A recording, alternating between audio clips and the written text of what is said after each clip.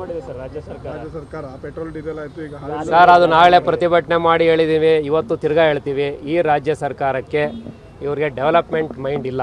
ಕೇವಲ ವೋಟ್ ಗಿಟ್ಸ್ಕೊಳಕ್ಕೆ ರಾಜಕಾರಣ ಮಾಡೋದಕ್ಕೆ ಸ್ಕೀಮ್ನ ಒಂದು ಡಿಸೈನ್ ಮಾಡಿ ಒಟ್ಟಿನಲ್ಲಿ ಜನರನ್ನು ದಾರಿ ತಪ್ಪಿಸ್ತಾ ಇದ್ದಾರೆ ಮತ್ತು ರಾಜ್ಯನ ಬಿಕಾರಿ ಮಾಡ್ತಿದ್ದಾರೆ, ಬ್ಯಾಂಕ್ರಪ್ಟ್ ಮಾಡ್ತಾರೆ, ಪಾಪರ್ ಮಾಡ್ತಿದ್ದಾರೆ.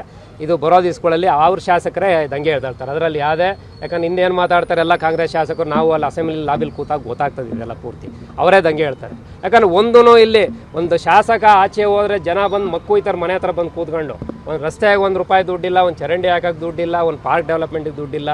ಎಲ್ಲಿ ಹೋಗ್ತಾರೆ? ಯಾವುದೇ ಶಾಸಕ ಇರಲಿ, ಅವ್ನು ಯಾವುದೇ ಪಕ್ಷದವನು ಇರಲಿ, ಇವರು ಎಲ್ಲ ತಗೊಂಡು ಓಟ್ಗೋಸ್ಕರ ಯಾವುದೋ ಗ್ಯಾರಂಟಿನಲ್ಲಿ ಎಲ್ಲ ಓಟ್ ಕನ್ವರ್ಟ್ ಆಗ್ತದೆ ಅಂತ ಮಾಡಿ ಅದು ಫೇಲ್ ಆಯಿತು. ಈ ರೀತಿ ಪೆಟ್ರೋಲು ಡೀಸೆಲ್ ಬೇರೆ ಹೇಳ್ಸ್ಕೊಂಡು ಈಗ ಅದು ನಿಮಗೆ ಚೈನ್ ರಿಯಾಕ್ಷನ್ ಎಫೆಕ್ಟ್ ಆಗ್ತದೆ. ಪೆಟ್ರೋಲ್ ಡೀಸೆಲ್ದು ನಿಮಗೆ ಇನ್ನೊಂದು ವಾರದಲ್ಲಿ ಗೊತ್ತಾಗ್ತದೆ ಯಾವ್ಯಾವ ರೇಟ್ಸ್ ಇನ್ನೆಲ್ಲನೂ ಜಾಸ್ತಿ ಮಾಡ್ತಾರೆ ಅಂತ.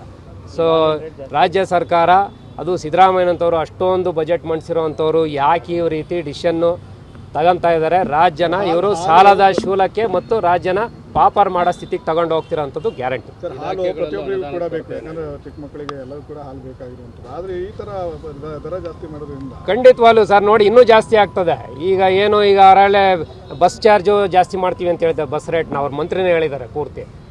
ಪ್ಲಸ್ ಈ ಡೀಸೆಲ್ ಪೆಟ್ರೋಲ್ದು ಇಂಪ್ಲಿಕೇಶನ್ಸ್ ನಿಮ್ಗೆ ಒಂದು ವೀಕಲ್ಲೇ ಗೊತ್ತಾಗ್ತದೆ. ಹಾಲಿನ ದರ ಇವ್ರು ಜಾಸ್ತಿ ಮಾಡ್ತಿರೋ ಅಡಿಷ್ನಲ್ ದರನ್ನು ಟ್ರಾನ್ಸ್ಪೋರ್ಟೇಷನ್ ಜಾಸ್ತಿಗೂ ಕೂಡ ಆಗ್ತದೆ. ಈ ರಾಜ್ಯ ಸರ್ಕಾರಕ್ಕೆ ಗೊತ್ತೂ ಇಲ್ಲ, ಗುರಿನೂ ಇಲ್ಲ. ಇವ್ರಿಗೆ ಅಧಿಕಾರ ಎಂಜಾಯ್ ಮಾಡೋದು, ಸೀಟ್ ಗೆಲ್ಲೋದೇ ಮುಖ್ಯ ಬಿಟ್ಟರೆ ರಾಜ್ಯದ ಹಿತ, ದೇಶದ ಹಿತ, ಜನರ ಹಿತ ಇಲ್ಲವೇ ಇಲ್ಲ ಇವರು.